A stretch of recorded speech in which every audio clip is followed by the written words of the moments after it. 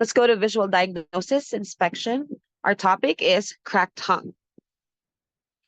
Cracks are often, but not exclusively, a manifestation of yin deficiency.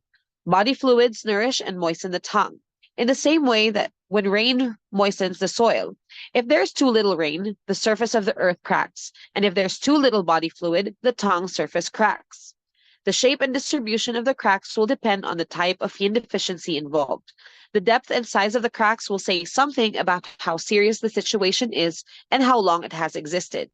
Deep, long, and multiple cracks signify a more deep-seated imbalance than single, short, shallow cracks. A very swollen tongue may look as if it is cracked, but this is because the tongue is wrinkled and creased. The patient can be asked to pull the sides of the tongue outwards. If the cracks disappear, the tongue is just swollen and not cracked. By pulling on the side of the tongue, you can also get an idea of the depth and thus the severity of the cracks. A short crack in the middle of the tongue indicates a deficiency condition in the stomach or spleen. If the crack in the area around it is red and lacks coating, this is a sign of stomach yin deficiency. If the area is normal or pale colored and has coating, it will not be yin deficient, but spleen and stomach qi deficient. If the crack is deeper or wider with a sticky yellowish coating, it may look as if the crack is furry. It is a sign of stomach fire or phlegm heat in the stomach. If there are more irregular or transverse cracks in the central area of the tongue, it will be a manifestation of stomach yin deficiency. If the cracks are more extensive and cover the entire tongue, this indicates stomach and kidney yin deficiency. Likewise, a longitudinal crack along the middle of the tongue with several transverse cracks extending out from it reflects stomach and kidney yin deficiency. A crack that runs all the way down the center of the tongue and out to the tip shows that there is a constitutional weakness and the person can have a tendency to develop heart imbalances. Two diagonal cracks on the front third of the tongue behind the tip is a sign of lung yin deficiency. The cracks may be the remnants of an old condition, such as severe respiratory disease in early childhood that damaged the lung at the same time. Short transverse cracks on the sides of the tongue are a sign of spleen qi and yin deficiency. Cracks indicate either full heat or deficiency of yin. Short horizontal or vertical cracks indicate stomach yin deficiency. A long, deep midline crack reaching the tip indicates a tendency to a heart pattern. Call this a heart crack. Here we see a picture. The first one has stomach cracks, and the other one is a longer crack in the middle going all the way to the tip, which is a heart crack.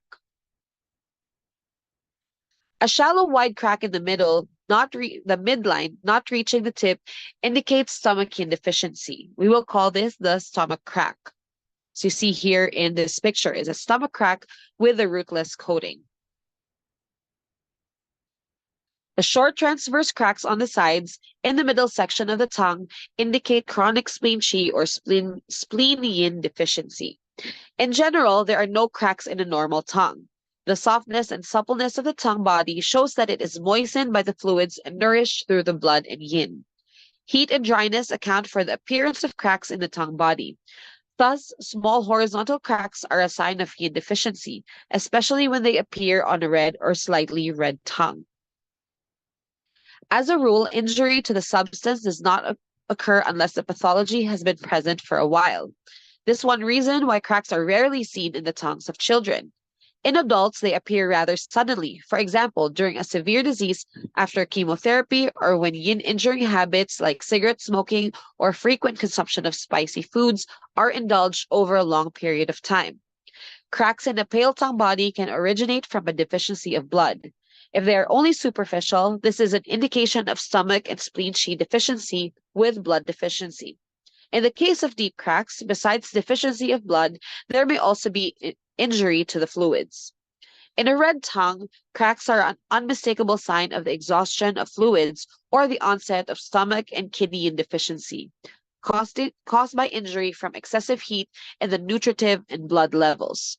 A red shiny tongue with cracks indicates severe yin and fluid damage. A single small crack on the tongue body is less significant than cracks that are distributed over the entire body of the tongue. In modern China, cracks are differentiated according to the following 3 degrees of severity. The first degree is flat and short, that is no longer than 0.55 millimeters and no more than 3 cracks. A second degree is identical to the first degree, except there are 4 or more cracks. The third degree is the cracks have a depth of at least 1 millimeter and are longer than 1.5 centimeters. So let's look at the indications of the tongue cracks. So one indication is excess heat, where the tongue body is deep red and the tongue coating will be dry. Another indication for deficiency syndrome is yin deficiency, where the tongue body is red and there will be no tongue coating. There's also blood deficiency, where the tongue body is pale or slight red and the coating will be varied. The pathogenesis for these indications is excess heat impairs body fluids or deficiency of essence, blood, yin, or body fluids. All lead to insufficient nutrition of the tongue's body surface, which causes the cracks. Another indication is spleen Qi deficiency with dampness, where the tongue body will be pale, flabby, with teeth marks, and the tongue coating will be also varied. The pathogenesis for this is damp accumulation in the tongue body obstructs the fluids and blood from nourishing the tongue surface. So as a remark, cracks in the tongue will occur in 0.5% of healthy people. In this case, there will be no complaints and the cracks are not deep, and they'll persist on the tongue unchanged. Thank you so much for your attention.